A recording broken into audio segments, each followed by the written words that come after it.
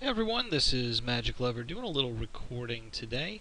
Doing a little something different. I know I throw a lot of Commander and Legacy stuff up there, but this is just going to be more of a resources kind of thing. Every once in a while I get a request and a comment about, where did you find this at or where did you get that? So while I am no authoritative expert on the matter of, where to find out MTG stuff, this is, just kind of the main sites that I use. And I'll start it off with a nod to something that unfortunately is no longer a resource. As you can read, it's coming to an end.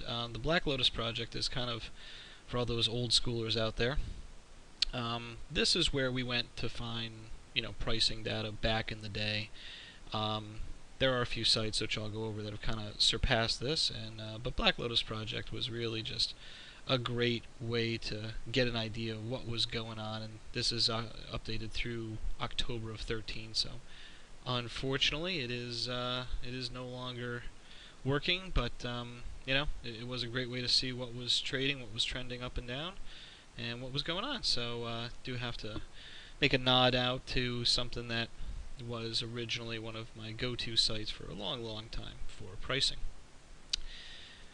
Moving on, one of the main sites that I use, magiccards.info, is a great site. Works really well because it's not hugely graphic dependent either for if I'm doing trades, to figure out what I want to get out of a trade or not looking for. So very quickly you can get an idea of, pricing on all different versions and what they're going for, what the different artwork looks like. You can change things. You can do a lot of great, advanced search. You can look at entire sets. You can look at it by scans. It's got some really great options in terms of being able to search for different things. If you're ever building like a tribal deck and you really just want to know, basically how many oozes out there, or how many humans or whatever are sorted by colors. There's lots of really good things you can do. So you can do just looking at the artwork, looking at scans. It's got a lot of great functionality, especially for Commander.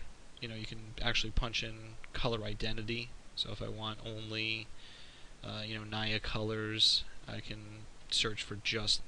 So great magiccards.info, great site for lots of information. Next is mtgolibrary.com, or more specifically, when you click this little link here, you get to the wiki price, which is great for finding out, what I want to get online. So if I'm looking to add a card to a deck and I want to see, who's selling it, I'll come through here, take a look and see what's, if it's maybe out there by bots, if the price is going crazy or whatever. Can be a great resource for that. So if I don't look at, say, Dark Confident through Ravnica, this feature is relatively new, so it doesn't have pricing data going back until just into 03, but you can see in buy and sell averages what's going on. Interesting little divergence here from a pricing standpoint. Pricing is starting to narrow. Sell price is coming down, buy price is going up. So that trend line usually does not last that long. Usually that corrects one way or the other. But it does give you an idea of what's going on and who's buying what for different prices.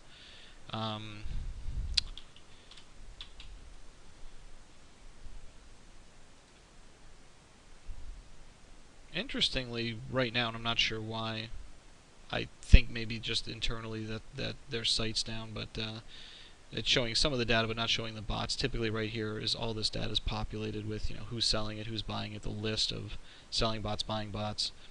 Obviously everything through MTG Library, they're bots. Here's Bitter Blossom, pretty much stuck at 7.5 for a long time, and then poof, Modern Masters announcement, and now it's 46 tickets. and the buy price is starting to go up, so people are actually starting to close that spread. So another good site. Again, usually this data is populated. Another great one is MTG Goldfish, mtggoldfish.com. A newer site, but great in terms of getting an idea of what's going on. For everything from legacy.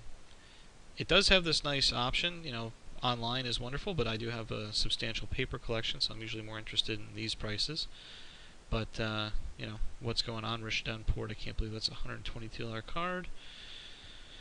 A lot of numbers on here make me wish I had traded my my awesome, Force of Nature green card for. I could have traded those for Rishdon Ports when Mercadian Mass was being played. This was a bulk rare, ended up in the bulk bin quite a bit. Now it's a $120 card, so you never know. But some great information. So I want to look at Decree of Pain from Scourge. It's about a $5 card. It's about $3 online. Again, a price tracking with some of the events thrown in.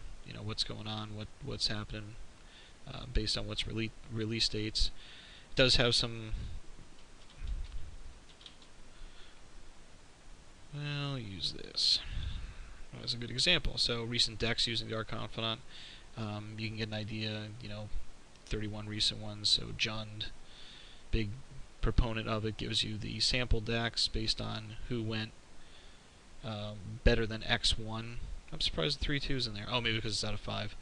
Usually it's X1 or better. So 4 O's, 3 1s of Modern and Legacy dailies. These are the average of what's up here, so the percent of saturation. Then if you click on one, it'll actually go to what was in that particular deck. So kind of interesting. Gives you the total price, online and paper of the deck. Gives you some good metagame stuff as well. What's being played out there. Again, percent of the meta decks based on recent postings. So it's catching all the legacy dailies. Death and Taxes, not surprising.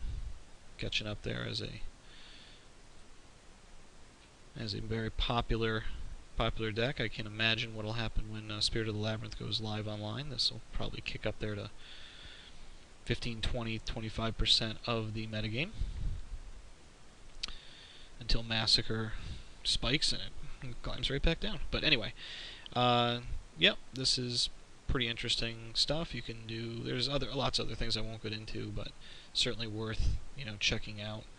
Format Staples is a pretty fun one to give you the amount of decks that play it and the dominance. So basically, how many decks play it, and then is it a X of in the deck? If it's always a 4 of, it's exactly the same number. Dominance will be the same as the percent decks. For things that are, played but less played, like Spell Pierce, it's played in half the decks, but it's not a 4 of. It's only in 29% of the dominance. So it is pretty interesting to see creatures, land, spells, cards, blah blah blah, broken by block. So this is a very, very handy site. And then for all the legacy folk out there, this has been something I've been on for a long time. MTGthesource.com is a great brainstorming, check out. There's lots of great things on legacy. If you're thinking of putting a deck together or trying to tweak an archetype, this is a great way to take a look at what's new off the block and what's moved into established versus what's kind of the current meta, decks to beat. This is great if you're gauntlet testing and you want to see what really is out there. This is great to see what the top decks are at the moment. But this is another great, fun place to poke around and see what's happening. Anyway, just hope you had a good run through with me of what's out there. There's definitely some good web material for folks to be able to check it out. And as always, thanks for watching.